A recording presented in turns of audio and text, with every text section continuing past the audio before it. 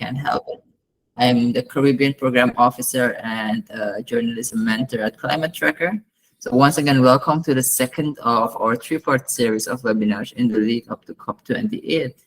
In the first part of the series, we had the amazing opportunity to chat with experts from the Caribbean perspectives on carbon markets and what it means for the region. It was a very engaging and insightful session, and if you missed it, I would love for you to check it out. Feel free to head over to our YouTube channel and see it's all uploaded there. Now I'm happy to be here to kick off another round of learning and discussion focused on COP28 Caribbean perspectives, this time focusing on loss and damage. As you already know, COP27 was closed with a breakout agreement to provide loss and damage funding for vulnerable countries hit hard by floods, droughts, and other climate disasters. I'm not sure if you guys read about our this first cycle of our climate justice fellowship, where we also have covered a lot on climate, on loss and damage. A couple of stories that we're covering through the Caribbean. So please check those out on our website too. So this was widely lauded in a historic decision, you know, the agreement that was that came through on COP27. But why? How did it get there? Where do we go next? And what's the significance of this achievement for the Caribbean? All questions that, sorry for the bird that's knocking on my window. It's trying to greet me, I think. But what's the significance of this achievement for the Caribbean? All questions that most of us, like especially the people of the Caribbean, are walking with, because although the agreement is there, how much money did we get? That's what we'll be discussing today. So I hope you're ready to learn, and please also take note of your questions, as we'll be following up with the presentation with a Q&A session that will be in the end when our guest speakers have done their presentation. Also, it would be remiss of me not to mention that we will be live tweeting this event. And so if you want to chime in, please use the hashtag Climate Tracker Caribbean. Our speakers are well equipped with both the experience and the knowledge to share much needed insights into the world of loss and damage and what it means for the Caribbean. So without much delay, let's jump straight into it. For the ones that have joined in the beginning already, heard a little bit from our guest speakers, but I'm going to do the formal part of it. So first we have Adelle Thomas. Adelle is a senior scientist at Climate Analytics and their Loss and Damage League. Her areas of research focus on limits to adaptation and loss and damage in the developing world, with a particular focus on small island developing states. Adelle is also a senior fellow at the Climate Change Adaptation and Resilience Research Center at the University of the Bahamas. A human environment geographer, Adelle has over 16 years of practice in the intersections between climate action and development. Her research and policy experience have centered on conceptualizing, assessing, and responding to loss and damage at international, national, and subnational scales, assessing constraints and limits to adaptation, and investigating how climate change intersects with other development challenges. She has extensive experience in providing scientific advice at the climate policy interface, including in the UNFCCC and in national and subnational policy processes. So that's a lot. I mean, if that is not an expert, I don't know. So I'm so impressed, and that is amazing, Adelle. So Adelle, the floor is yours, and take it away. Thank you, and thanks for that introduction. Hi, everyone. Very happy to be here with you today. Let me share my screen. There we go. So in my brief presentation this morning, what I want to do is to talk a bit about what we mean by loss and damage, and then get into sort of the history of loss and damage in the UNFCCC, to show how we got to the establishment of a loss and damage fund at COP27. So starting with what is it that we mean by loss and damage? There is actually no agreed upon official definition of loss and damage. Within the UNFCCC, they have produced this graphic instead of an actual definition. And what the graphic shows is that there's a common understanding that the impacts of climate change include slow onset events and extreme weather events.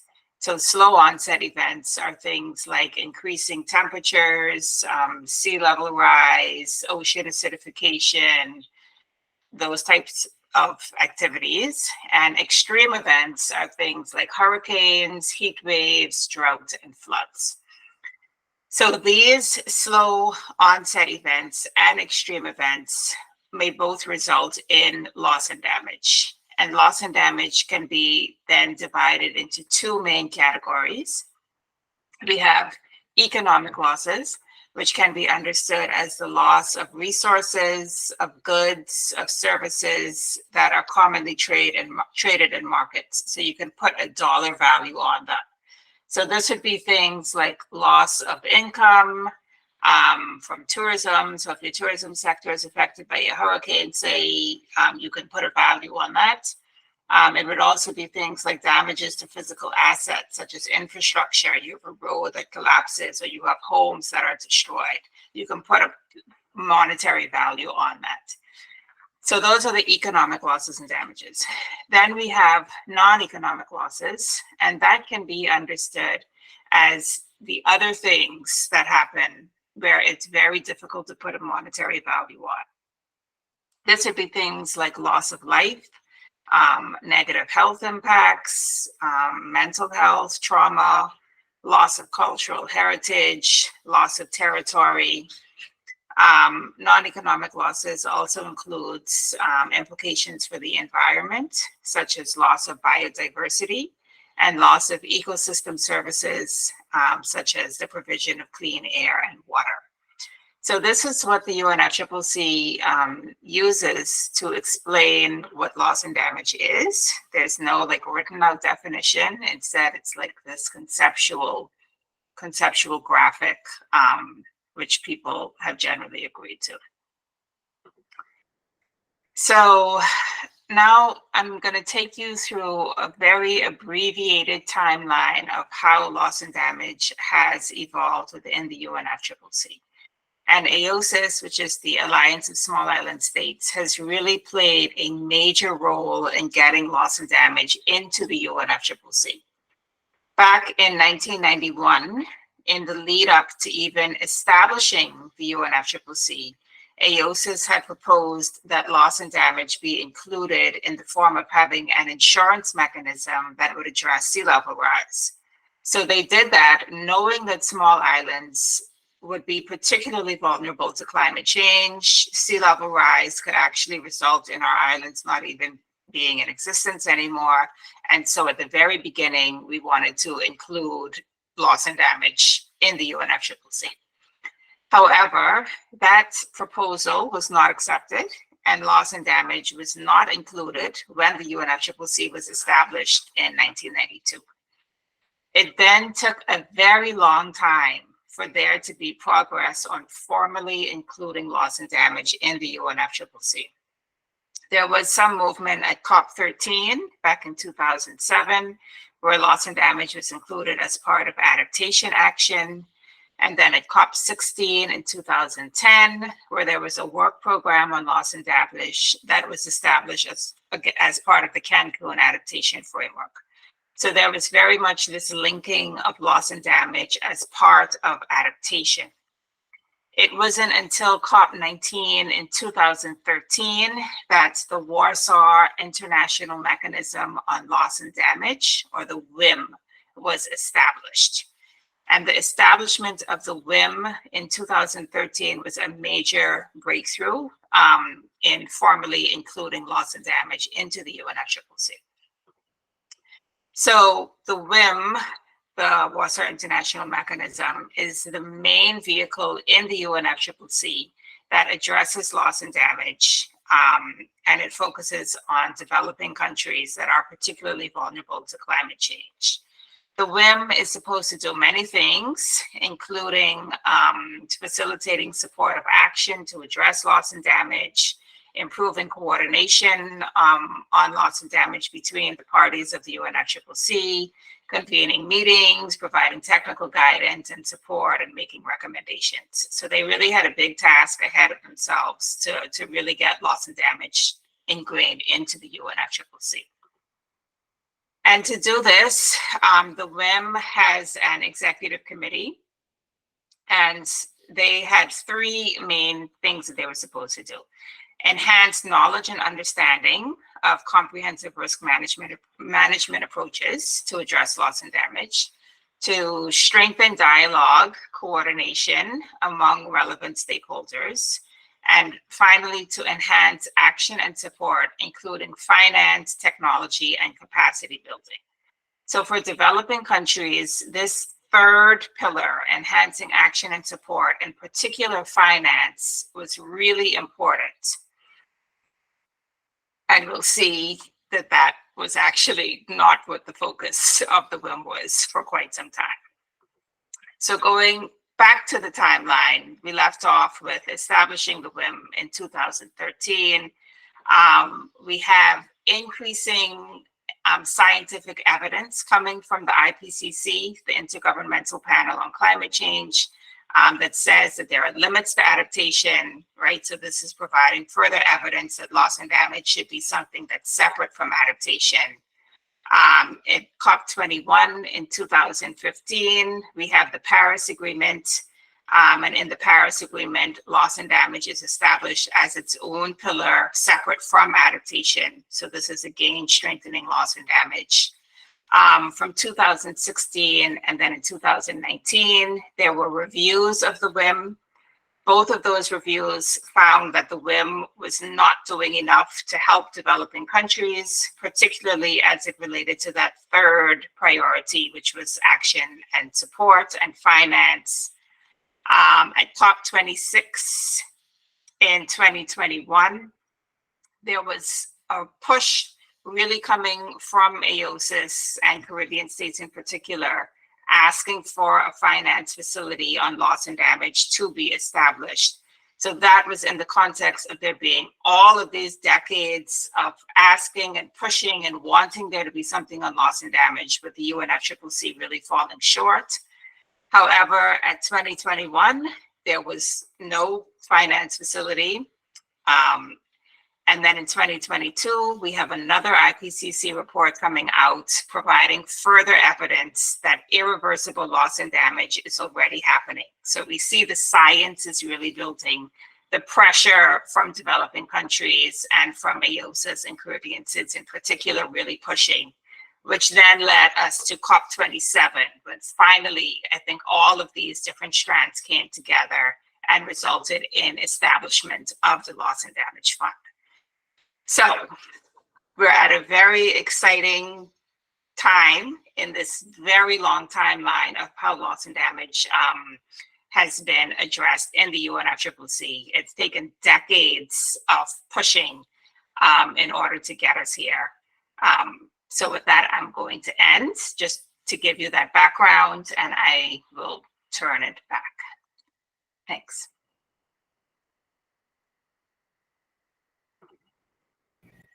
Thank you very much, Adele. I think it's very important what you said in the timeline in your presentation, that it's been a fight that has been happening not for now, and how many years it took us to like get that fund there. So now it's going to be exciting to see how that fund is going to be implemented in reality, or is it just going to be something on paper? Okay. So we're going straight ahead to our second speaker, and that is none other than Sasha Jattansingh. Sasha Jattansingh is the loss and damage expert at Climate Analytics Caribbean, based in Port of Spain, Trinidad and Tobago. Here she works with Caribbean small island development states, the SIDS as we know them, to address critical issues related to loss and damage adaptation, climate finance, and climate justice. I just forgot to turn on my camera, sorry for that. Sasha is a climate finance and participatory environmental governance professional with over 13 years experience in the public, international development, and civil society sectors in TNT and the Caribbean. She has a strong background in environmental and climate policy, climate finance, participatory governance, grants management, capacity building, and science communication. Before joining Climate Analytics, Sasha was a Commonwealth National Climate Finance Advisor to Antigua and Barbuda as part of the Commonwealth Climate Finance Access Hub, where she supported the government of Antigua and Barbuda to strengthen its institutional and technical capacity to access and mobilize climate finance. Prior to this, Sasha has worked with Global Green Growth Institute of the United Nations Development Program, Premium Natural Resources Institute, the University of West Indies, and the government of TT on climate change and sustainable development. Sasha holds a Master of Science in Environmental Policy and Regulation from the London School of Economics and Political Science, a Master of Engineering in Environmental Engineering from the University of Auckland, and an Honours Bachelor of Science in Environmental Science from the University of Toronto. She is also a Commonwealth Scholar alumna. I mean, if these are not powerful Caribbean women, then I don't know. Sasha, the floor is yours, and so forgive me for reading because I cannot do anything except from reading their bio because remembering all of that, that is a paper on itself. Sasha, the floor is yours.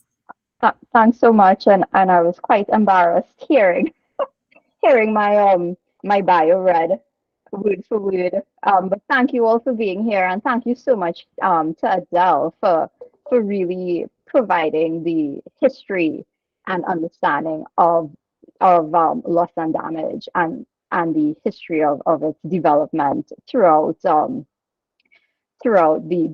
UNFCCC process.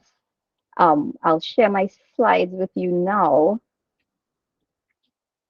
And I think it makes it a lot easier for me to start into the discussion, just leading on from Adele. And really and truly, COP27 is known as the Loss and Damage COP because that's where we formally agreed to the establishment of a new loss and damage fund and funding arrangements for loss and damage. And, this happened 2 days after the COP was supposed to close on Sunday.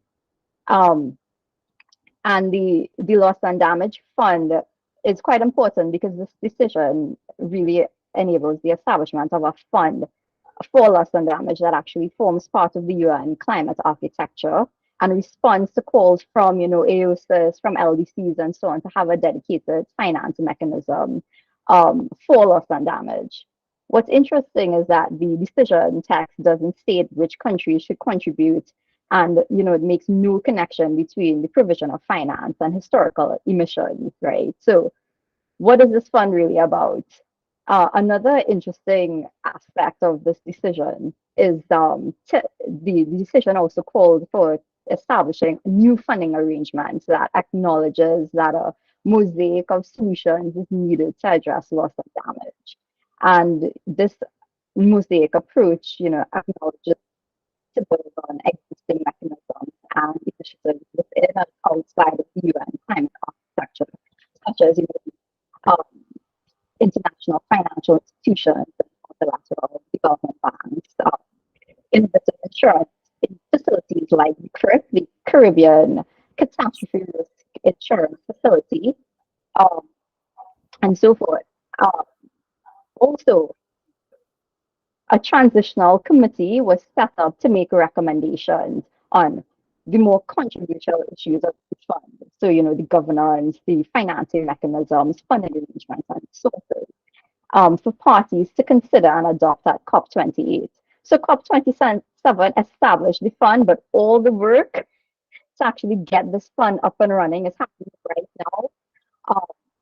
But, the hope that these recommendations will be adopted in December. And looking at the outlook towards COP28, one of the most important activities happening now is understanding and following the work of the Transitional Committee. And this committee is comprised of 24 member countries, 10 from developed countries, 14 from developing countries. And one of the SID seats on the transitional committee is held by Antigua and Barbuda Ambassador Diane Blackley. So we actually do have strong Caribbean and AOSIS presence on this transitional committee. And they have an incredibly difficult task over this year to decide how is this fund going to look at, like, what some of the questions would be, what is the money for?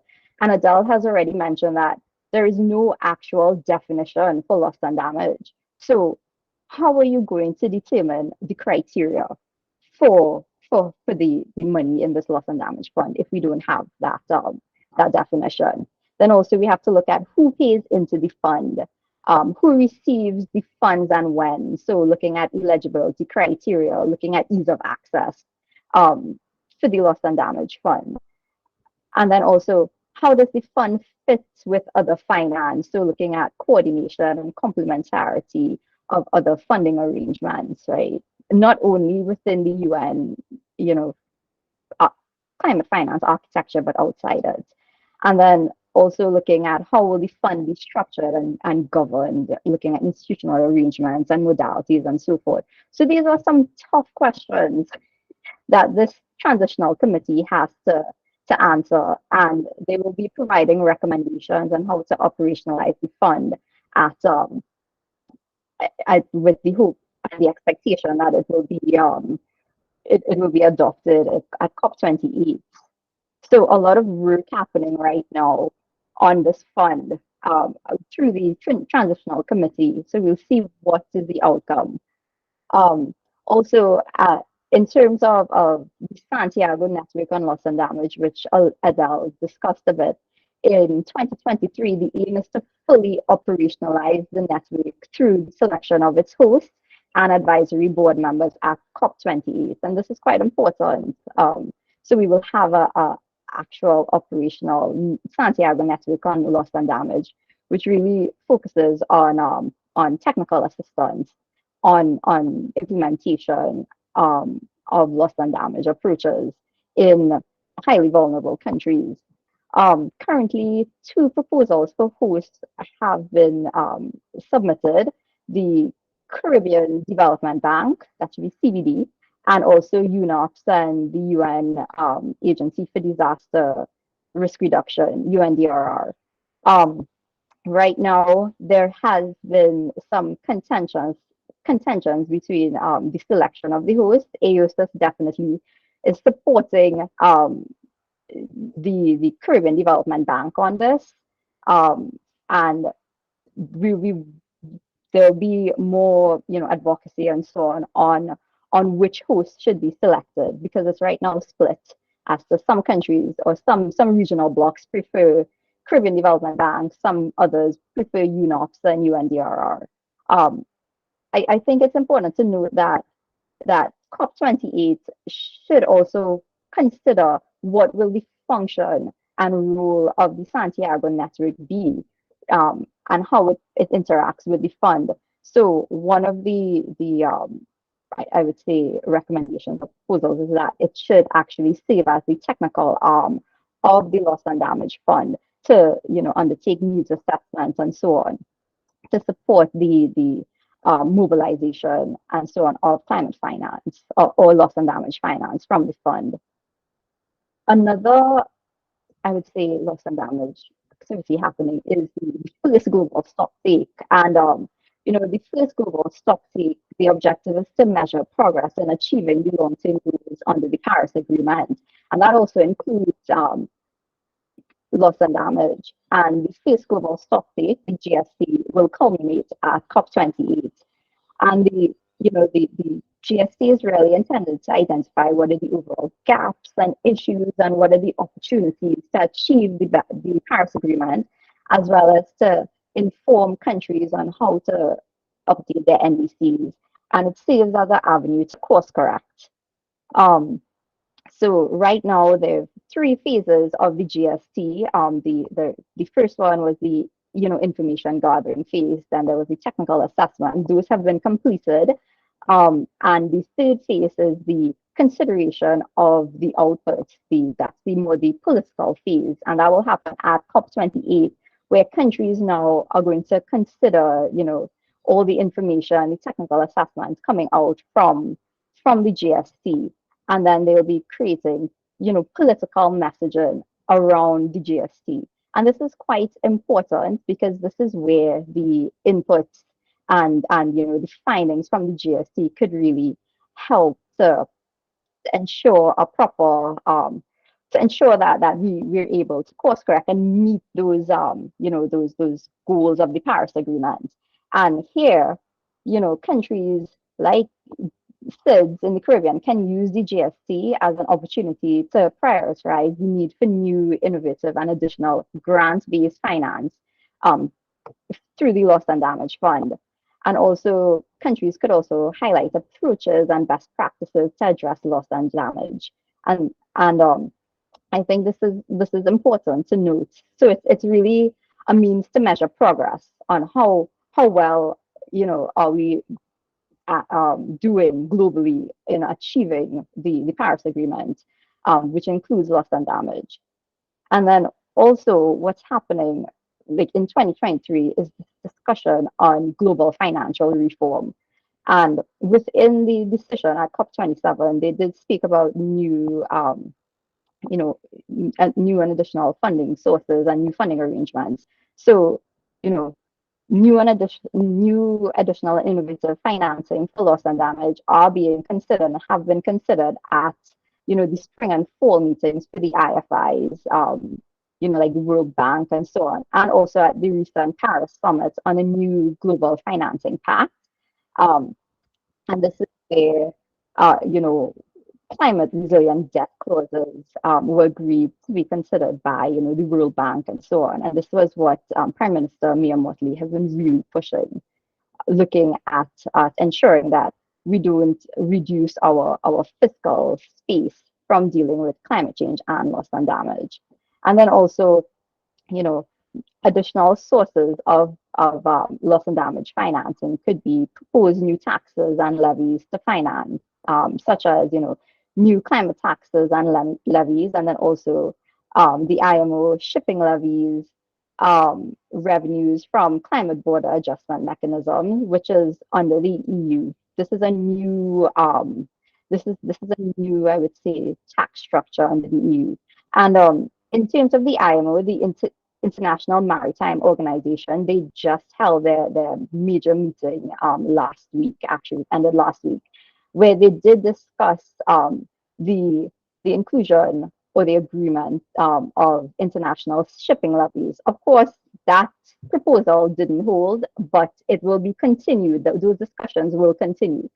And they did actually agree to more stringent greenhouse gas reduction targets on international shipping. So we're seeing now that the momentum is there, and then there will be a space for looking at new financing in different, not just from public finance, but also looking at other ways of accessing loss and damage financing from other, I would say, complementary funding sources.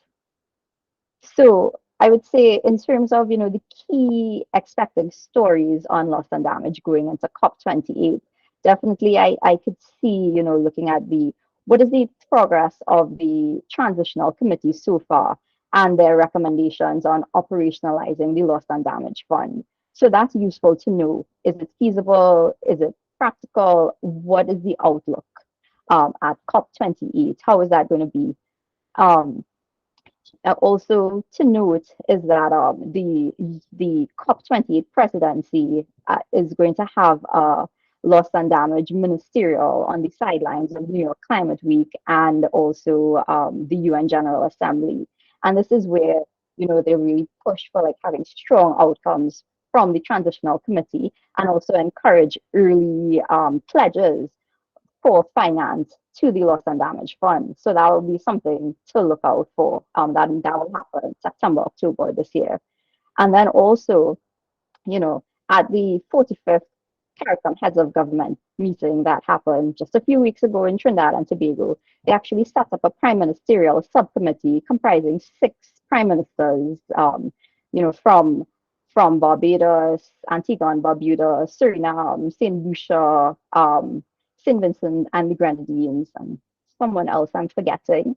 And the, the the subcommittee's role is to chart a regional approach to COP28 with a focus on financing, so adaptation, financing, loss and damage, financing access to finance, and so forth. And also, um, this this this subcommittee is going to focus on CARICOM political advocacy. They're going to push hard for advocacy for the Caribbean Development Bank to be the Santiago network host. So I think this is quite interesting to look at and what are the outcomes and how this plays out. Also, in terms of the global stocktake, the global stocktake is going to release a synthesis report in September, well, around September 2023, which will outline progress on achieving the Paris Agreement goals and provide guidance on what further actions are needed. Um, and I think for loss and damage, that'll be quite useful because it will actually measure, like outline what are the achievements, what are the gaps, and what are the needs for, for example, measuring loss and damage. How do we document different types of loss and damage, economic and non-economic loss and damage, and also look at what are the capacity building and technical assistance and financing needs for loss and damage from SIDS. So those would be some interesting, I would say, and newsworthy stories to really build that understanding and awareness of loss and damage. It's not just only about loss and damage financing, but understanding the other elements that goes into developing or defining finance for loss and damage. And then also really being aware of any new and proposed innovative financing sources for loss and damage, which are outside the UN climate finance architecture. So, definitely looking at what's going on at the fall meetings of the international financial institutions, so World Bank and like, different development banks and so on as well. We'll be meeting again, looking at reform of their financial agenda and so forth. So I think that's interesting to keep in mind. And what we're really noticing is in terms of loss and damage finance, it's not only limited to the UN climate finance architecture, it's actually expanded out. So you have to have a wider lens when you're looking at loss and damage financing and loss and damage, because it's such a politically charged and contentious issue. So it will be useful to have that sort of understanding. And yeah, definitely any questions and so forth, I'll welcome it. And thank you so much for indulging me. And I look forward to our discussion. Thank you very much, Sasha. Quite impressive, and I think you highlighted the most important thing, that what preparations the Caribbean as a whole is taking to go to COP28. But before we go to the questions and all the answers that we're gonna have, I just want to give you guys a 3 minutes break, a bathroom break, get some water to drink before we get into this very engaging and interactive Q&A. We'll see you guys back in 3 minutes, exact 3 minutes.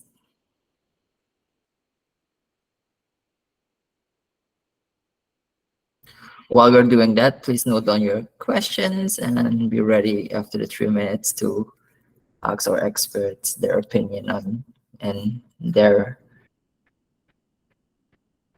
have their answers on your questions like in 3 minutes. So please write down your answers, and so we can go straight ahead into the Q&A after the break.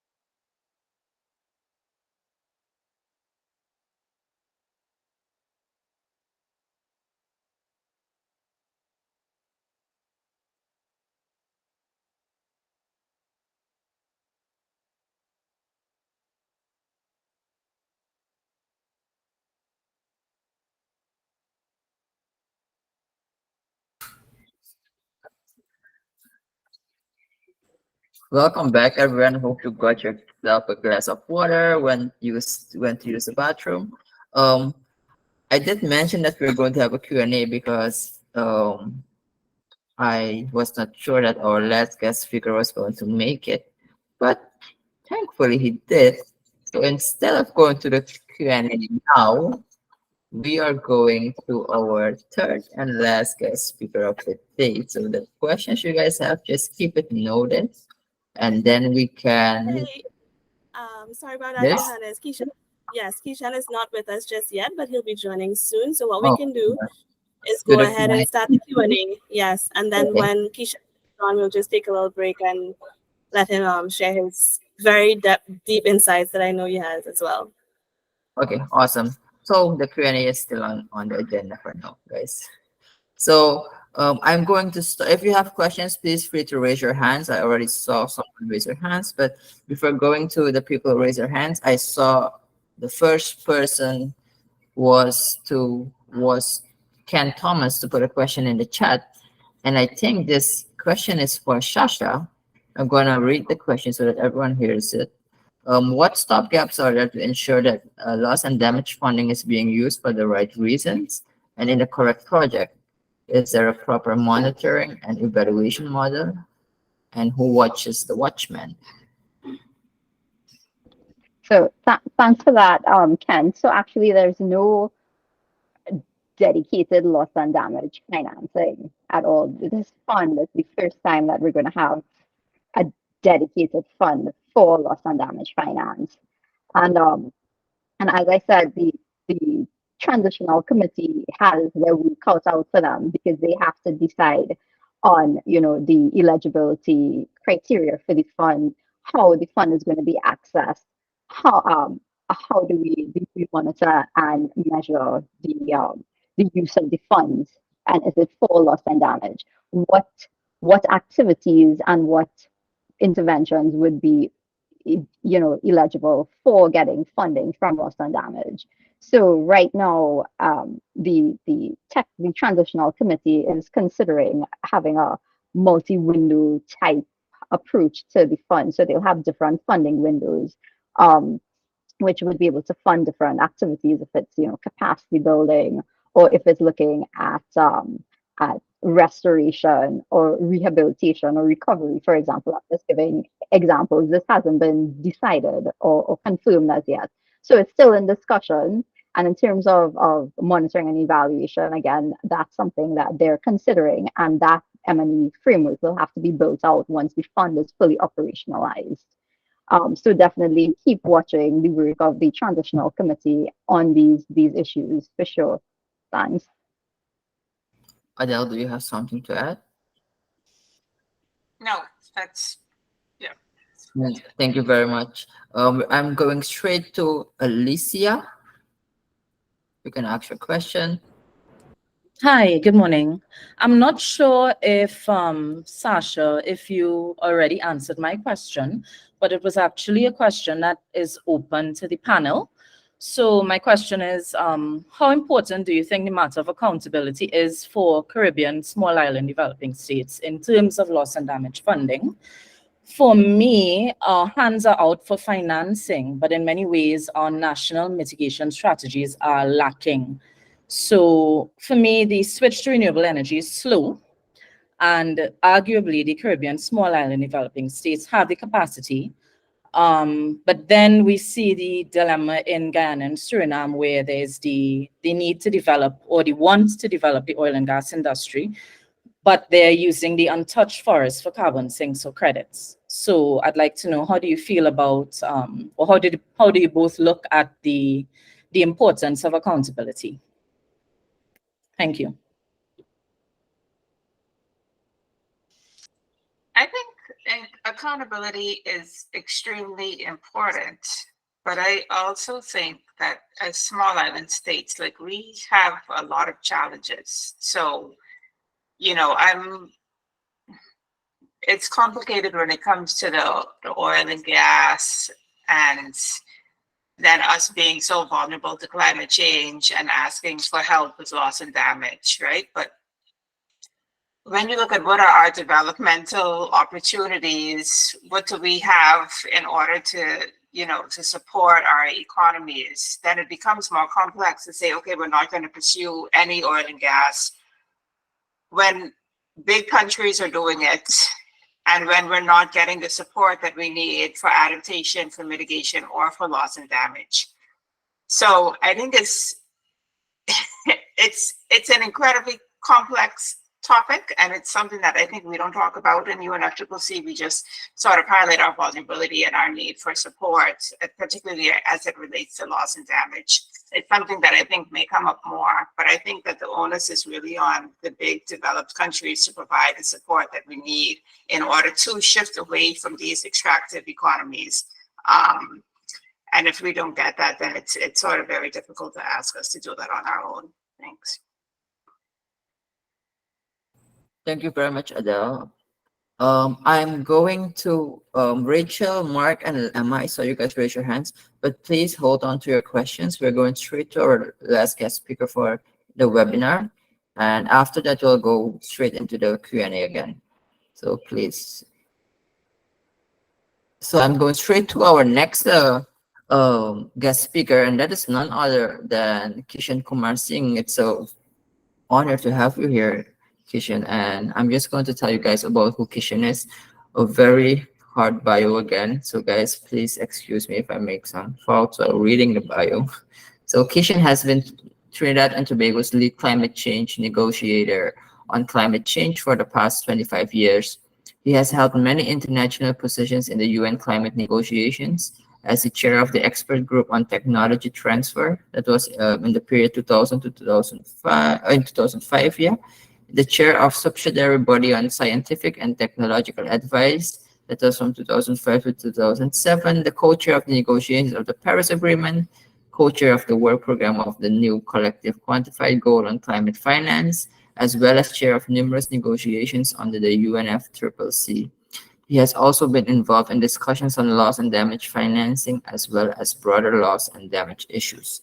Nationally, he has been instrumental in defining environmental and climate policy legislation for Trinidad and Tobago on climate change, including authoring and coordinating the finalization of the National Climate Change Policy and its update. Trinidad and Tobago's nationally determined contributions under the Paris Agreement, conceptualizing and contributing to the development of a just transition of the workforce policy and e-mobility policy to create enabling environment for the energy transition away from fossil fuels. So Mr. Kumarsingh, the floor is all yours. Very honored to have you here. Thank you very much, and apologies for joining late. I'm just stealing away from another meeting to really facilitate this. I'm not sure what I'm being asked, but I will respond to Gizan's initial request by email to give a bit of a history of the loss and damage. I came in when Sasha was speaking. I would have imagined that issues related to the decision coming out of COP27 on loss and damage might have been adequately addressed already, but suffice it to say that that is still a work in progress, and it all depends on whether the Transitional Committee would complete their work in time to make the recommendations in order for an informed decision to be taken at the next COP in Dubai, at the COP28. So we can't second guess what is taking place there, although I think it's quite a transparent process, and they have quite a hefty terms of reference. But that again is a work in progress. But maybe I could just go quickly, assuming that the COP27 issues have been adequately addressed. I can probably just go back quickly to a bit of a history on the loss and damage under the Climate Change Convention itself, and maybe touch on it in the Paris Agreement. And of course, the discussions that culminated in the decision being taken last November. So the discussions on loss and damage is not new at all, and some people might be surprised to know that this, in fact, this discussion actually happened before the climate change convention itself was agreed. So, for example, the Intergovernmental Negotiations Committee, which was charged, or negotiating committee, which was charged with negotiating the convention between 1989 and 1991, actually involved discussions on loss and damage. And in fact, Vanuatu, on behalf of the Alliance of Small Island States, then did in fact propose an international fund way back in 1991 to support measures to address the impacts of climate change. And in fact, part of that proposal included an insurance pool to provide insurance against sea level rise in small island states. And capitalization of that pool would have come from mandatory contributions from developed countries. So this was all part of a proposal in the negotiations of the UNFCCC. Of course, in the end, it didn't make it into the convention in the way it was proposed. But if you look at Article 4.8 of the convention, you will see that there is reference to insurance being acknowledged, and I think it does say that I mean, parties shall give full consideration to what actions are necessary under the convention, including actions related to funding, insurance, and transfer of technology to meet the specific needs and concerns of developing country parties arising from the adverse impacts of climate change, and that, of course, includes loss and damage. The shyness for frontally addressing loss and damage in the convention and in the convention process, UNFCCC process itself, has usually and still largely stems from the issue of liability and compensation, because that was some of the premise on which the loss and damage initially were proposed. Of course, after the convention was adopted, the Kyoto Protocol again was adopted in 1997, and the rules, the Kyoto rules, the Kyoto Protocol rule book was being negotiated, which was finalized in, I think it was COP7 in Marrakesh in 2001. Yes, it was.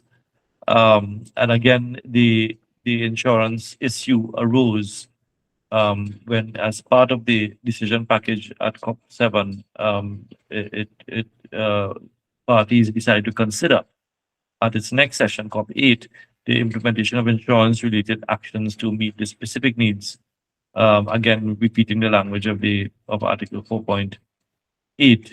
At COP8 in Delhi the following year, there was no decision on insurance, but there were two workshops to explore insurance in 2003, and then subsequent years, of course, it became a work in progress. There were calls for exploring insurance even further, and there was at least one call for compensation for the impacts of climate change. Again, the issue of compensation and liability arose, but as because of the shyness of not frontally addressing the issue, nothing substantial really came out of these discussions. But it was not until Bali in 2007, when I served my last year as Sub-Chair, COP13, I think it was, that the term loss and damage itself appeared explicitly for the first time in a formal decision coming out of the UNFCCC,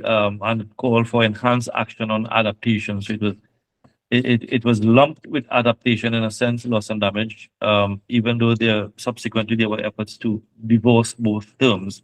And I think at the COP13 decision really looked at disaster reduction strategies and means to address loss and damage associated with climate change impacts in developing countries. Again, repeating some of the Article 4.8 language. So it was for the first time in Bali in 2007, at which time the ad hoc working long-term cooperative action was launched, the so-called AWGLCA, that was formed to implement the outcome of the Bali COP, which was the Bali action plan, and in response to a call for submissions coming out of that COP decision on how that ad hoc working group could work AOSIS again led the charge on loss and damage and submitted a proposal for what was then termed a multi-window mechanism to address loss and damage from the adverse impacts of climate change. And this was proposed, I think, in the year after 2008. And that proposed mechanism consisted of three sort of independent components or elements. It was insurance related to crop production, for example, food security, livelihoods. It was rehabilitation and compensation. Again, that word compensation came up in the discussion, and risk management, which was geared to promote risk management and risk management tools and strategies at all levels. Of course, the year following, well, 2008 was 2009, which was when the Bali Action Plan was supposed to have culminated, and the ad hoc work of the ad hoc working group on the long-term cooperative action was supposed to culminate at COP15 in Copenhagen. And that proposal by USIS was also submitted in advance of COP15 as to be part of the legally binding agreement that was anticipated under the ad hoc working group on long-term cooperative actions.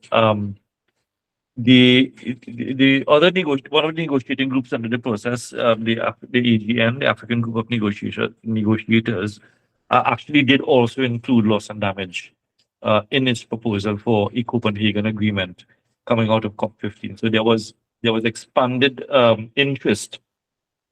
We saw expanded interest beyond the EOSIS proposal, where the AGN now took up the issue, and then so we saw the issue of loss and damage being expanded. Of course, COP15 did not end in the way it was anticipated, and therefore the next opportunity for loss and damage perhaps came in the next year, in 2010 in Cancun. And it was there in COP16 in Cancun where loss and damage began to assume a firmer foothold in the process itself, where as part of the outcomes of COP16 and drawing on the need to incorporate as much of the issues of proposed for the Copenhagen Agreement, and to avoid many shortfalls or unintended consequences or fallouts from the Copenhagen disappointment. COP16 sort of packaged the issue of loss and damage when a decision was taken to establish a work program on loss and damage to consider what approaches can be taken to address this issue. And that work program, of course, was farmed out to the subsidiary body or the subsidiary bodies. And in the following year, in 2011, at the SB meeting, the work was considered. That work program was considered, and the work was sort of further disaggregated into three other broad areas, which included, of course, the range of approaches to address loss and damage that included impacts related to extreme weather events as well as slow onset events. And I think that would have probably been discussed as well before I joined the call. It also involved assessing the risk of loss and damage and assessing the state of current knowledge. But more importantly, looking at the role of the UNFCCC itself in enhancing the implementation of those approaches to address loss and damage. If we go forward now to 2012, at COP17, 2011, sorry, that was the same, yes. COP17 in Durban, where the ad hoc working group on the Durban platform was established to negotiate a new climate change instrument, which of course culminated in the Paris Agreement being adopted in 2015. At COP17 in Durban, as part of the progress coming out of the previous decision and the discussions under the work program, a decision was taken at COP17 to where parties agreed that an international mechanism was a possible modality for addressing loss and damage. And so discussions continued the following year in 2012 in Doha, where at that point the discussions focused on the role of the UNFCCC as an important modality for addressing loss and damage. And at that COP, after extended discussions, it was decided that the convention itself, or the role of the convention in the context of loss and damage, should be to enhance knowledge and understanding of risk management approaches and so on, to strengthen dialogue, coordination, coherence, and synergy, to enhance action and support, including finance, technology, and capacity building. It was also decided then that that some institutional arrangements were necessary to support that work, and also included an international mechanism that would be established the following year in Warsaw in 2013 at COP19. And the purpose of these institutional arrangements, the international mechanism, was to support the UNFCCC to carry out these functions. And so at COP19 in Warsaw was born the Warsaw International Mechanism on Loss and Damage. And that was one of the key issues that came out, one of the key outcomes of Warsaw, the Warsaw International Mechanism. And it was at that that COP that one of the more contentious issues that was discussed was whether loss and damage was part of adaptation. Remember, I just referred to adaptation and how loss and damage was mixed with it, and whether loss and damage was actually part of adaptation or whether it was beyond adaptation. So that was a bit of a heated discussion. I was chairing the Paris Agreement negotiations at the time, but was always had an air into that room, and often discussed with some of the negotiators on some of the issues that will be discussed. Of course, in the end, the text that came out recognized synergies with adaptation, but it did acknowledge that loss and damage involved more than can be addressed by adaptation. And so for the first time, we saw the beginnings of a separation of loss and damage from adaptation. In the previous year, in 2011, as part of the Cancun outcomes, the Cancun adaptation framework, which coincidentally I coined because I was chairing adaptation in Cancun, the WIM was established under the broad umbrella of the Cancun adaptation framework. But in the decision itself, there was a provision that the Warsaw International Mechanism would be reviewed, and that would take place in 2016 at COP22, including of its mandate and its effectiveness and so on.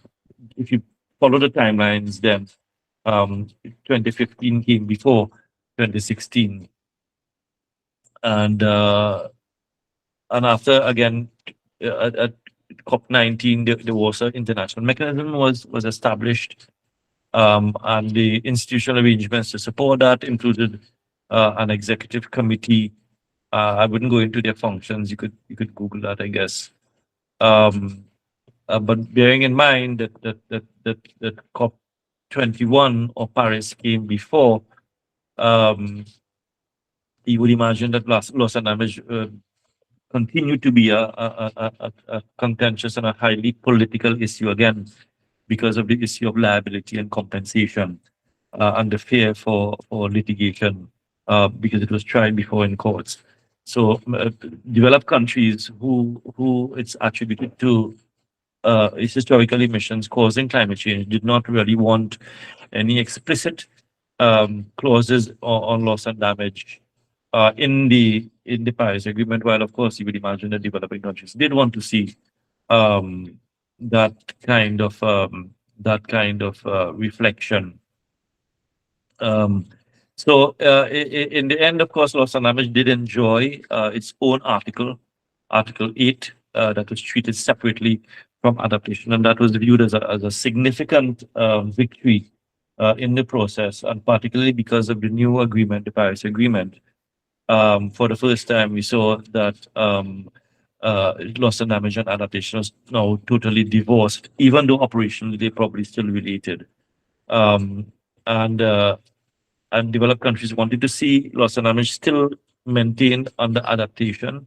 But in the end, they agreed that as part of the decision, the decision to implement the Paris Agreement, one CP21, as a trade-off that was a sort of a feel-good comfort clause, that an exclusion clause should be included in that decision, which basically alludes to Article 8, not while it's in the Paris Agreement as a legal article, it should not serve as any basis for liability or compensation. It was only when that was included in the decision that the whole package was agreed, and loss and damage basically found its way as a standalone article, as Article 8 in the Paris Agreement. Again, part of that outcome also provided that the executive committee that oversaw the Warsaw International Mechanism, they were requested to establish a clearinghouse for risk transfer that would serve as maybe a repository, if you want, of information on insurance, in order to facilitate parties to develop and implement risk management strategies. So basically, that's a broad history of how loss and damage evolved under the convention and the Paris Agreement, and how it was included eventually. Of course, you would have heard from Sasha, I would imagine, what happened at COP27, and the decision to establish a fund, including, well, established funding arrangements, including the establishment of a fund. I think that's the language in the decision. And a transitional committee was set up to do that and to deliberate and to make recommendations with a view to adopting a decision at COP28. The thing is, while those discussions are being had within the mainstream transitional committee, there are other peripheral discussions being undertaken by other think tanks in terms of capitalization of the fund, because merely establishing a fund does not mean that you automatically get money, and that we know that this process is replete with that kind of challenge, or those challenges. And so so it is left to be seen what the transitional committee comes up with when we go into COP28. So Dizan, thank you for the opportunity. I would leave it there. I would probably take a few quick questions. I maybe have about 5 minutes to do so. Thank you very much, Kishan. Thank you very much for the holistic view you gave us, and the key role the Caribbean had, to this loss and damage fund, that movement that we are currently in. We're going straight into the Q&A because Mr. Kumarsingh doesn't really have enough time. I saw first, let me open the queue. Let's see. First, Miss Williamson. I'm not going to pronounce your first name. You can ask your question. Hi, everyone. Yes, I'm Deandra Williamson, and I just appreciate having everyone, all the presenters who did a wonderful job in your presentations. And my question is basically, first, let me back up now. I spoke to the Prime Minister of the Bahamas, Philip Davis, in a recent interview, and we spoke about loss and damage. And his concern was that follow-up is needed, right, concerning this promise that was made during COP27 last year. Now, we're talking about this transitional committee.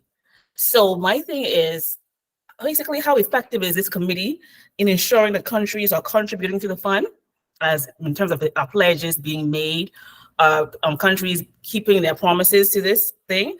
And also, is the information on the amount of funding that's allocated so far, is it public? Is it accessible to the public? Do world leaders from developing countries have an idea, or do they get a report from this committee concerning the amount of funds in the in this pool so far, because climate change is here and we're in a race against time, and things are happening quickly around the world. So that's what I basically want to know in terms of the effectiveness of this committee so far. Thank you. Back to Mr. Kumarsingh. Okay, let me take it one at a time. But I suppose Sasha and Adele could chip in. Okay, so I think it's important to remember that it's a party-driven process, and what parties decide is really what happens within the process. So parties did decide to have this transitional committee with terms of reference, and vested their trust and confidence in the committee as per their terms of reference to develop recommendations for the design of funding arrangements, including the fund. So we still have to wait and see what the recommendations coming out of those deliberations would be. And this is not a new modality. This actually, I think, happened with the GCF as well. So the governance structure of the fund is not yet determined. That will take some time. How it is to be capitalized, again, is to be determined. Like, for example, the adaptation fund, the capitalization of the adaptation fund allows for anyone to put money into the fund, because that's the governance structure. What the loss and damage fund will turn out to be, again, it would be second guessing at this stage. But suffice it to say that there have been pledges made to provide funding for loss and damage, but not necessarily in the loss and damage fund, because the fund is not yet established. It is not created. There's no governance structure as yet. But maybe it might be instructive to note as well that it was until 5 years after the Green Climate Fund itself was established in 2010 that capitalization became a reality and disbursements and project approval became a reality. So it took 5 years actually from establishment to determining the governance structure and the modalities and so on and so forth. So again, coming back to the point I made, the mere establishment of a fund does not necessarily mean that you have funds in it. And those deliberations are taking place under the transitional committee, which parties vested their interest, their confidence, and which parties also established and gave it a mandate to come up with recommendations to be adopted by parties at COP28. I hope that answered the question.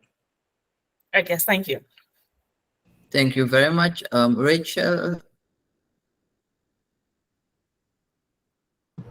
Hi, good morning. Thank you all for your very interesting presentations.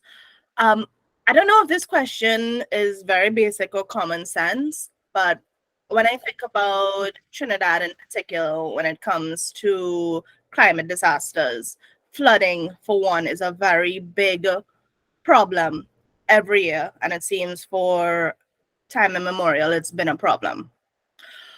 When we talk about loss and damage, I'm actually referring more to insurance. When we talk about insurance overall, insurance doesn't really like to cover, and I say specifically like to cover acts of God, the exact climate issues that we have.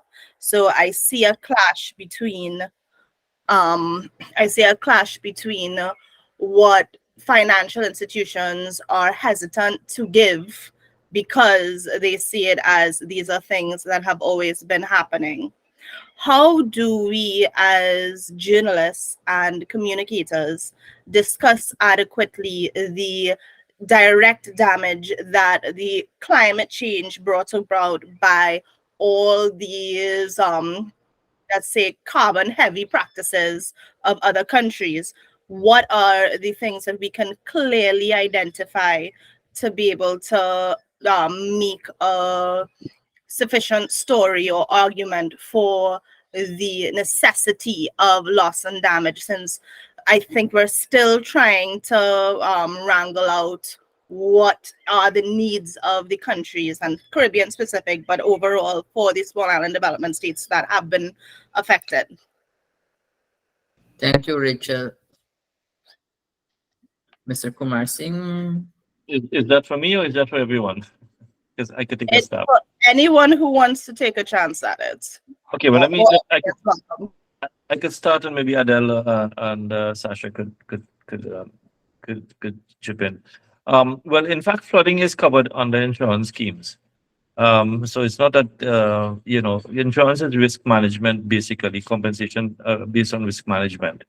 And there are insurance protection schemes or for flooding damage. And of course, your premium will be based on the level of risk. I just want to say that insurance really is compensation. And insurance is really one of the mechanisms by which loss and damage can be addressed in terms of financing. But not in the context of the international process, of course. One of the challenges, and this is something that I've ventilated in other fora when talking about loss and damage. One of the challenges now that we have this fund, or we expect this fund to be established, and of course waiting to see what the governance structure and the eligibility criteria would be. One of the challenges for small island states is how do you really assess net loss and damage, and how do you distill the climate change the climate change signal from the ordinary developmental signal, because development is ongoing all the time on the coast, and you have environmental impacts arising from such development, including coastal erosion, which could also be interpreted to be as a result of sea level rise caused by climate change. And one of the issues of attributing liability is to first establish causation. And because emissions go up into what is called the global commons of the atmosphere, attributing anyone's emission to any proportionate damage to any other country or any one country or group of countries, you would imagine is a huge undertaking, is a huge legal uncertainty, if you want. So I think one of the things that will have to be undertaken somewhere with some support from someone or some entity is the establishment, perhaps, or the development of some methodology whereby residual loss and damage or loss and damage from climate change can be assessed in economic terms, because I think that this might be useful in providing the sort of evidence-based data and information that may be required for accessing funding in terms of quantifying the amount of funds that you would require to address a particular problem or a particular issue related to loss and damage once it can be unequivocally established. So I think some of this would be some of these issues will be coming to the fore, I would imagine, going forward. This is still a work in progress, and the development of the discussions are taking on different dimensions for obvious reasons. So that would be my response. I can't be categorical in it because of the many variables that are involved in the discussion. Thank you very much, Mr. Kumarsingh. Before we go to Sasha and Adele, we would, Mr. Kumarsingh, we know that you have a tight schedule and you are only here for 15 minutes. So I would like to thank you for being with us and giving us this very all this knowledge you have to share it with us, and to share with us that the Caribbean has played a key role to respond this now in which stage it is. So thank you for that, guys. I don't know if you guys want to give him a hand of applause. You guys know your icons, Thank you very much, Mr. Kishan. Mr. Kishan. Thank you for having me. I would have loved to stay on, but I have Honor, another meeting at honor was 2:30. ours. Honor was ours. Thank you very much. Thank you. Bye-bye. Right. Back to Sasha and Adele. Sasha, Adele, do you want you guys to add to the question that was asked? So in terms of, I guess, what Rachel had asked on how do we how do we develop stories related to loss and damage and get that sort of information?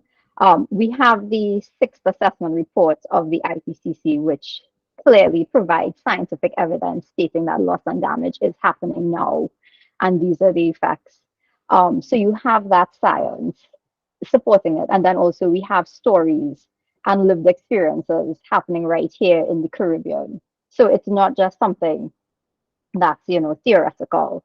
So that's how you could develop it, and you could actually, like, these news stories could be quite important in documenting loss and damage, whether it's economic loss and damage, so loss of property and infrastructure and so forth, or non-economic loss and damage, which is things that are harder to assign economic value to, things that are intangible, for example, cultural and social identity, our cultural heritage, biodiversity and ecosystems. So I think that is quite important. How do we document loss and damage? And this will help in us trying to understand how to develop a suitable framework or assessment method.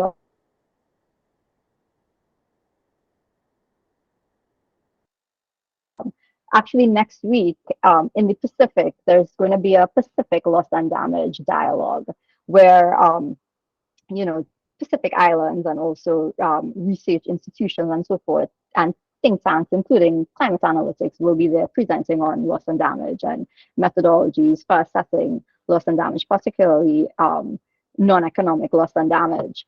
And I mean, what's coming out of it is that most of the literature and most of the assessment frameworks and so forth for loss and damage is very global. It's focused on the global north. So it's not appropriate to our small island context where we have, we don't have the data and the assessments required. So we need to find other means to do that. So I think that's quite important. And what we need to also have is that we need to document that this loss and damage is happening. Even if it's a bit difficult to quantify in economic terms, we have to actually have that sort of evidence base. So I hope that helps in terms of trying to determine what are some stories, some suitable stories for positioning loss and damage.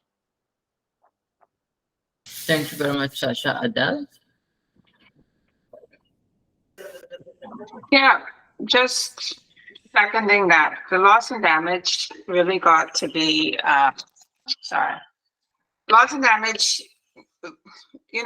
SIDS and Caribbean SIDS really pushed loss and damage to be part of the UNFCCC. And we did that without having data, without having science. We got that with the stories.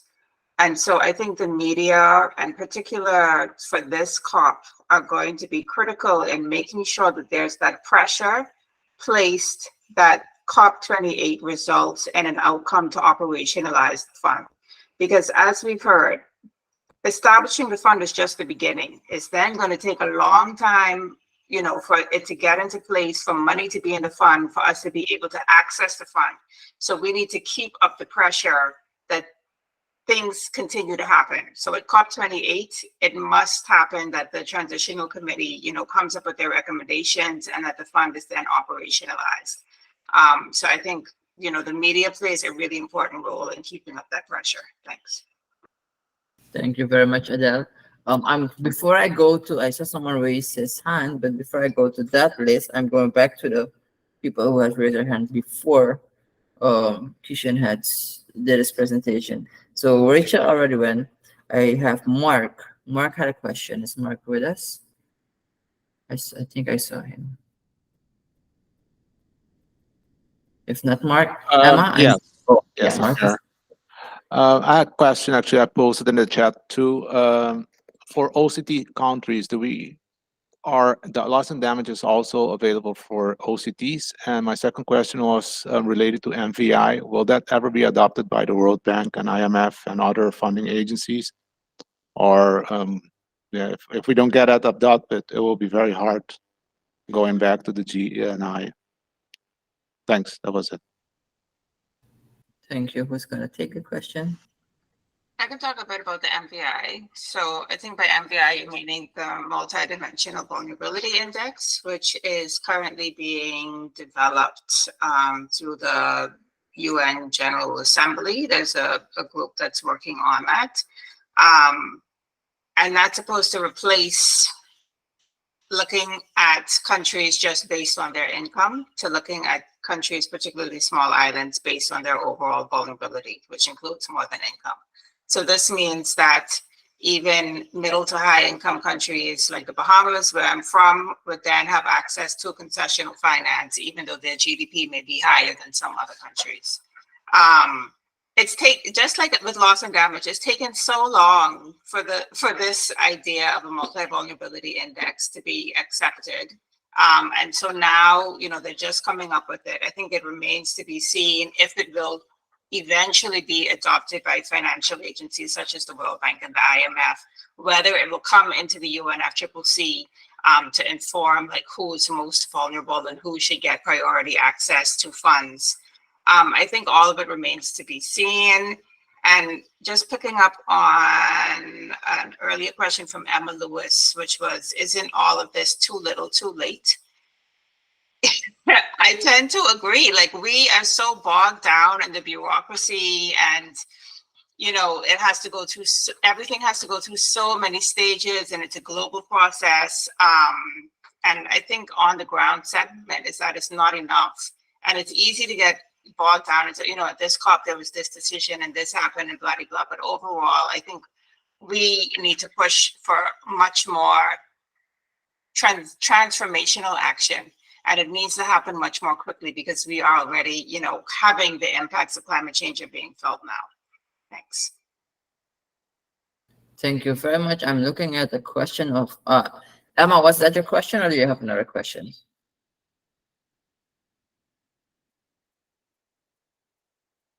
I think that was Emma's question. Okay, I see Charlotte is saying in the chat. Do you think establishing a clearer definition would be necessary for the transitional committee to work out the term of the fund and criteria? So I could take that. I assume she's talking about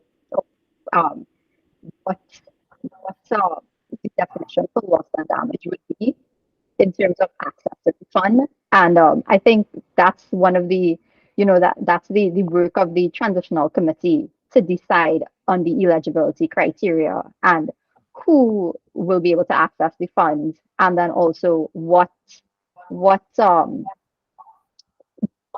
activities or what areas would be funded, would the fund be able to provide financing to.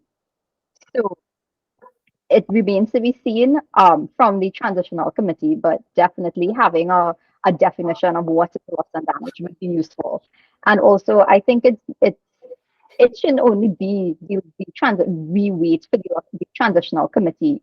I think SIDS, Caribbean SIDS, NGOs, communities, governments, and so on could actually provide submissions on what they think loss and damage is. How is loss and damage affecting our communities, our countries right now, and say this is what our definition, our working definition of loss and damage is.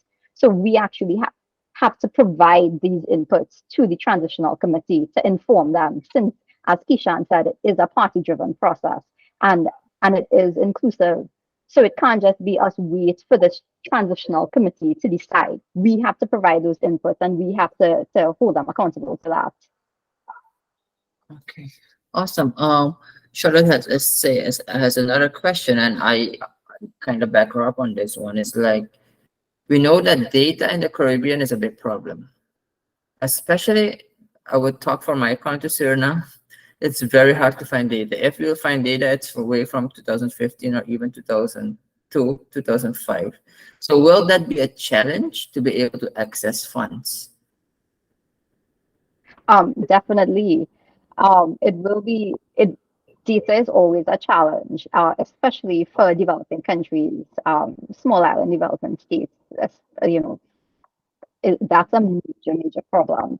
And it really affects how we're able to access and utilize climate finance, because we're not able to define a sound and robust climate rationale to say, these impacts are attributed to climate change, and these are the adaptation or mitigation strategies we propose, and this is how it's going to improve the greenhouse gas emissions or improve our adaptive capacity. We don't have that data and we don't have the modeling capacities right now.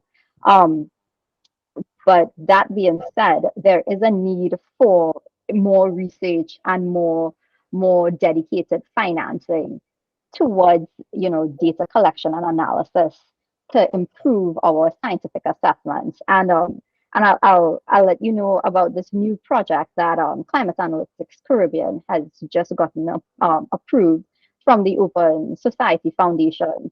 And it's a project that focuses on developing a Caribbean loss and damage research agenda and dialogue. So, basically it's to do, and it's it's the first phase of a multi, I would say, phase projects on understanding loss and damage from the Caribbean context.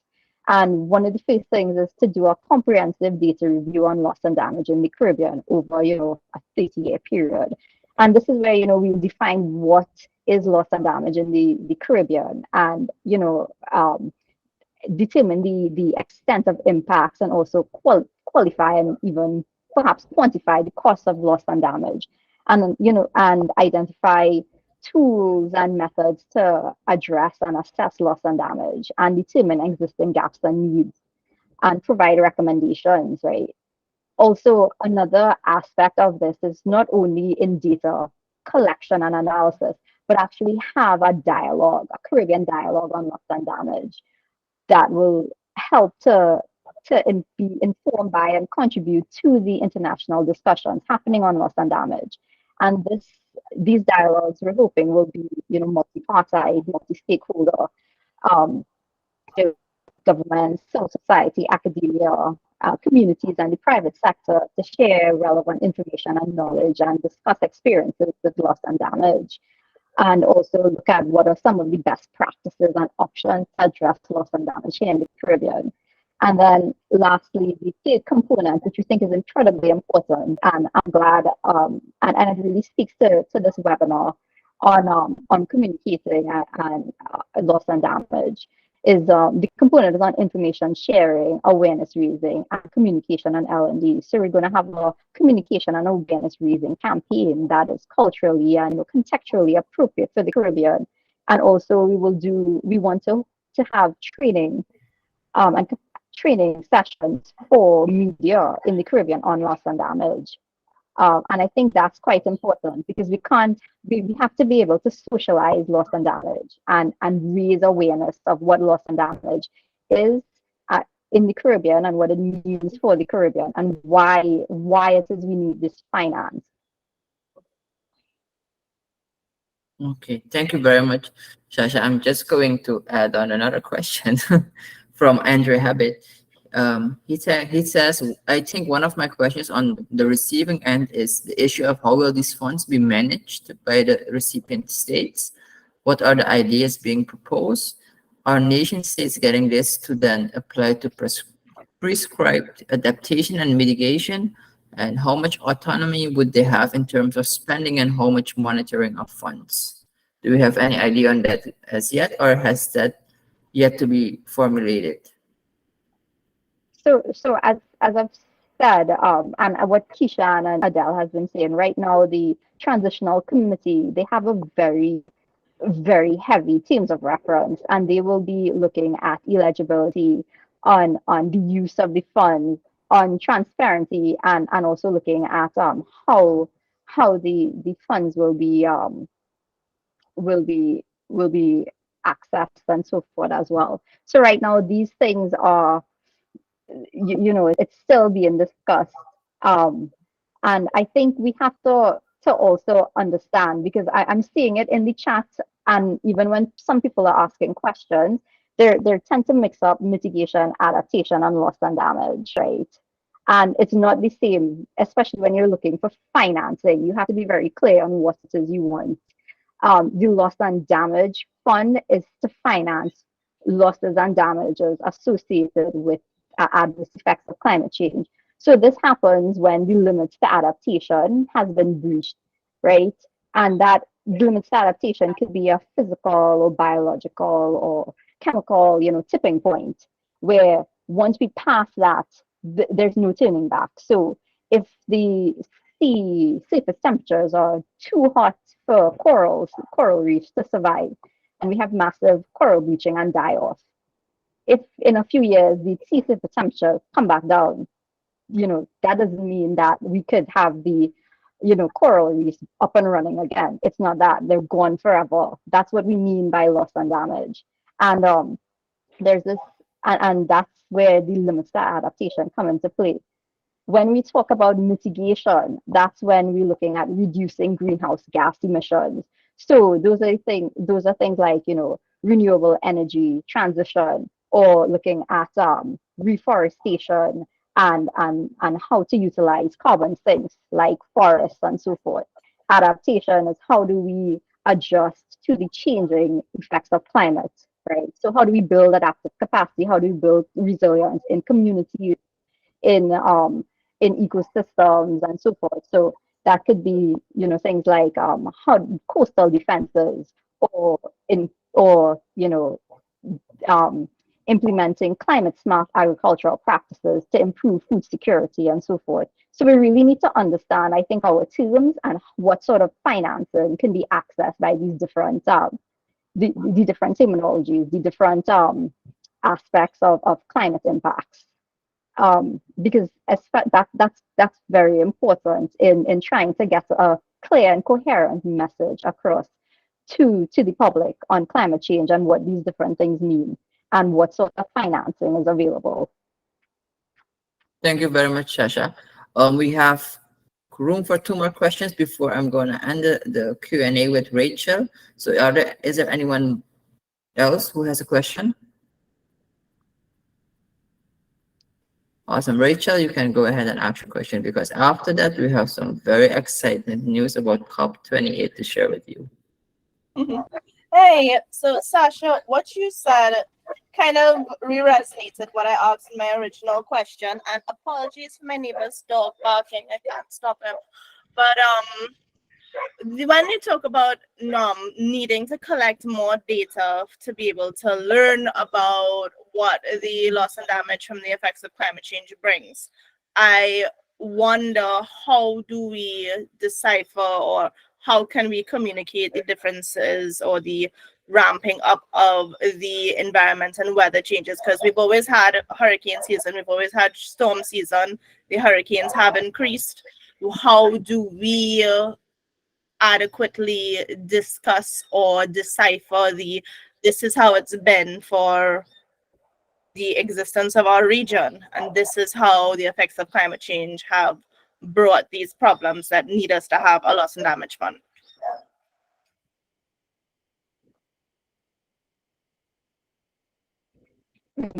So thanks for that. And so I said the assessment report, the 6th assessment report from the IPCC has, it's a collection and a review of all the scientific evidence on climate and climate change data. So that's at the global level, and regionally we also have data and information on assessing weather and climate trends from the Caribbean Institute of Meteorology and Hydrology, CIMH, and also the 5Cs, the Caribbean Community Climate Change Center. So those are more regional like assessments and information that you could utilize. And in your own countries, like here in Trinidad, we have the Meteorological Service. And they do issue reports and studies that actually show how weather patterns and so on have been changing. So for example, we're actually seeing that the dry season now in Trinidad is wetter, and we don't tend to have distinct seasons. And then also what we're seeing is that there's this change in the wet season, where we have increase in rainfall around like October, November, around Diwali. And if you'll remember, in Trinidad, that's usually when we have some of the worst flooding ever. So I think our meteorological records in the Caribbean is a lot shorter, but we're now starting to get data at the national and regional level. So it'll be utilizing those sorts of reports and information coming from, the the Caribbean organizations like the 5Cs and CIMH, and also our national meteorological services as well. And making that contact, having a conversation with them to try to get this sort of information out there. And also, it's important to have the scientific assessment, but what's also important is the lived experiences, right? So farmers and fishermen, they know what's happening. The weather patterns have been changing, so they've had to change how they farm, how they fish, and so on. So that's important because the science validates what people have had to adapt in terms of their livelihoods already. So it's useful to bring those two together, right? Because you have to validate people's experiences on loss and damage, on climate change. It is happening, it is real, and with the science is proving it as well. So I think those are the types of stories to really bring that up, to make it feel that sort of sense of connection, that climate change isn't something happening in the Arctic, it's happening right now, and people are being affected here in the Caribbean, here in our islands. So I hope that helps. Thank you very much, Sasha. With that last question being answered, that means zero questions, no questions anymore. So I would like to thank our guest speakers once again. Kishan already left, but Sasha and I think Adele also left, right? Yeah, I would like to thank all of them, especially Sasha. We know that you're here with us. That you could share your wealth of knowledge on loss and damage with us today. I think your in-depth presentations are really important, and they're going to help us focus on the important messaging that needs to amplify this issue. So we as journalists, as you said, Sasha, we have a big role to play, and especially when it comes to COP28. And I think we all got that message. Before we go to that exciting news about COP28, I would love to take a group picture. So everyone who's in the position to turn on their cameras, please do, and let's make a beautiful picture with a big, nice smile.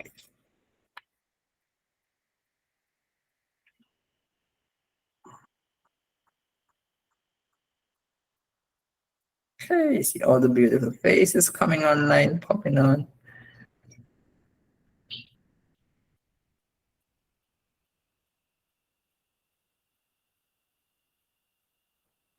Or you can give us a smile if it's serious. Okay, great. Design, are you going to help us with the picture?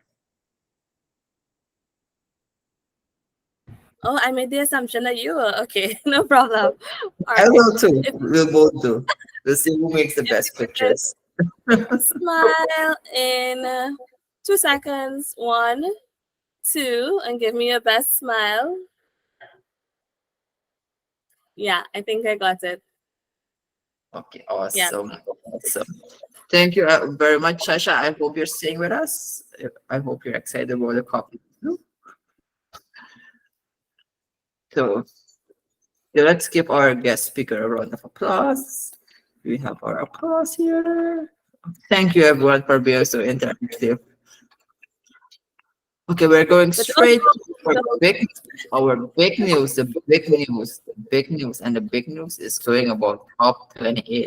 And for that, I'm passing over the mic to our regional director, and that's none other than Billy.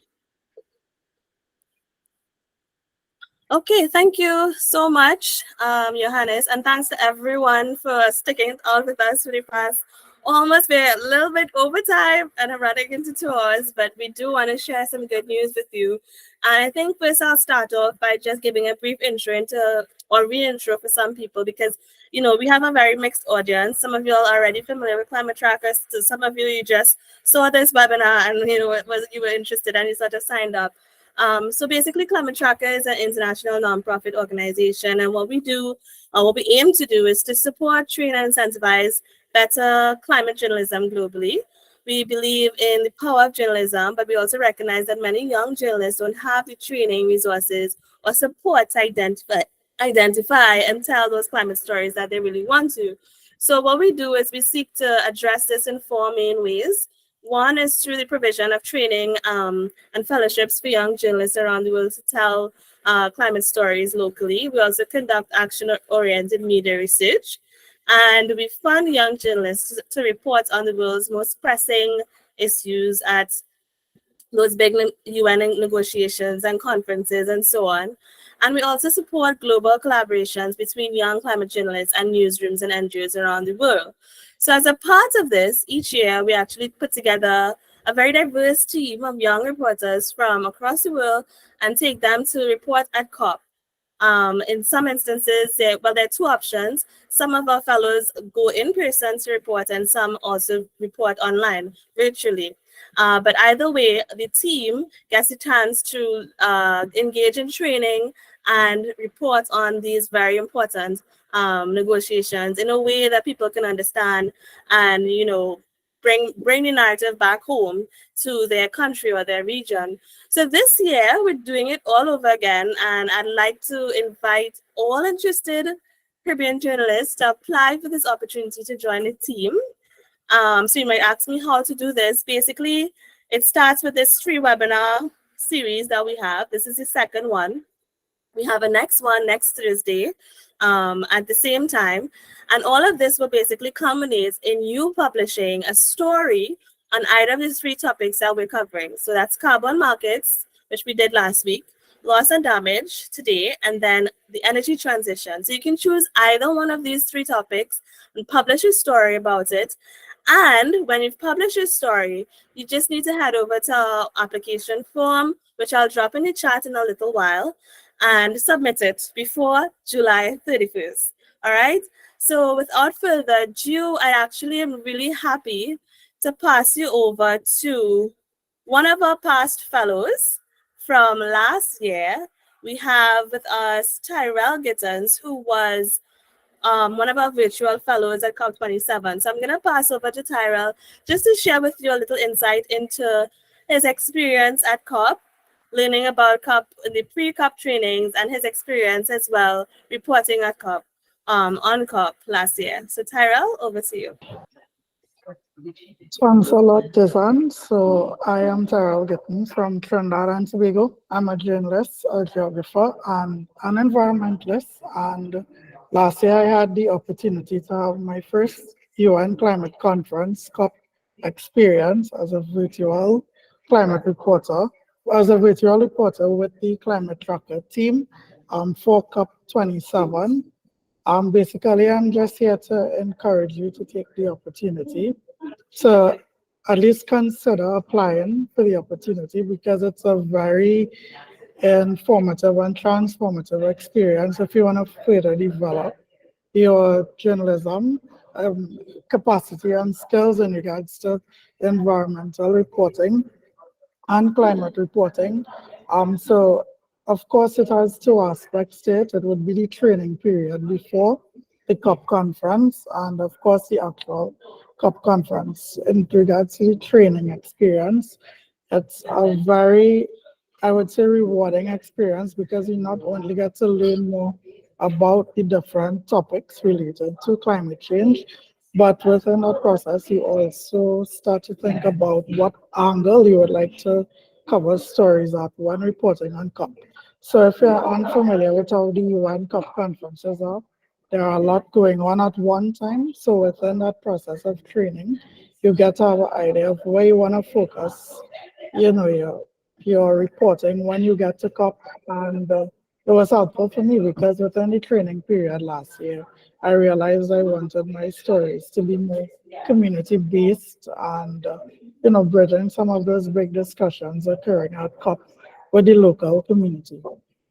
So again, get involved, continue to read, continue to learn, and as I showed, Design would tell you, it's an experience for everyone, regardless of your knowledge about the natural environment or climate change. It's a learning process, and even with the experience I have, I'm still learning. So get involved, and all the best. Thank you so much, Tyrell, for sharing your insights into your experiences last year. So if you have, I posted the link in the chat. If you're interested, please head over there, learn more about it. And of course, if you have any questions, just reach out to me. I'll also put my email address in the chat. And I'm looking forward to seeing some applications come in, right? The deadline is July 31st. So thanks a lot, and I'll go back to Johannes now. Thank you very much, Adelle, and that's really exciting news to me. I'm very eager to see who is going to go for this opportunity. So guys, we're at the end of this webinar. Thank you all so much for joining us. And we have truly enjoyed this exceptional discussion. I hope to see you all again in the third part of our series, and that's going to be next week, Thursday. Before we end, I'd love to remind you to visit our website. That's climatetracker.org. To learn more about our COP28 opportunity, or just send me a message you could email me too. I will send it in the chat, or did this and already did do that. Let me check. Just in case, I'm putting my email there. You could send me, you could also reach out to me. I'm putting it right now, paste. Okay. And yes, I would also like to encourage everyone to join our growing and engaging Caribbean community on Facebook. And don't forget to read our newsletter. It's every week. It's very exciting, our newsletter. Just give it a read and just give us your feedback on it. Get the opportunity to network and share ideas with extremely talented journalists from across the region. Collaborate and discuss climate-related issues and potential solutions. Also, we will be sending out a recording of this session, so you could look out for that. If you have any questions or you need any help, please reach out to us. And I have to end with have a great day. Sasha, thank you very much again for being with us, and Adelle and Kishan too. And we'll see you next week, Thursday. Have a great one, everyone. Bye-bye. Be safe.